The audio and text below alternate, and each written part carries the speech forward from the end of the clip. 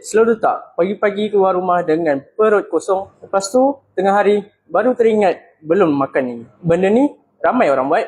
Bangun pagi dah kelam kabut, nak siap-siap pergi kerja, nak hantar anak pergi sekolah, nak buka kedai dan settlekan kerja kat rumah. Sarapan pagi pun kita bila dah sampai tempat kerja pula, badan dah mula rasa lemau dan cepat lapar, mulalah cari air manis ataupun makanan ringan. Sebab tu salah satu benda simple yang encik boleh simpan dekat rumah ialah chia seed daripada Daily Rose ni. Chia seed ni kecil je tapi mudah sangat nak masukkan dalam rutin harian. Boleh rendam dalam air, yogurt, susu, smoothie ataupun air lemon. Bila dia dah kembang, tekstur dia akan jadi macam gel dan buat minuman atau makanan rasa lebih mengenyangkan. Sesuai untuk korang yang selalu tak sempat nak sarapan, pekerja ofis, mak-mak yang busy, student ataupun sesiapa yang nak mula rutin pagi yang lebih mudah. Chia seed Daily Rose ni halal, mudah digunakan dan mudah untuk disimpan, sesuai dijadikan tambahan dalam pemakanan harian. Tapi macam biasa, ambil berpada-pada dan jangan berlebihan. Sekarang ni ada promo dan voucher tersedia dekat shop kami, Daily Rose.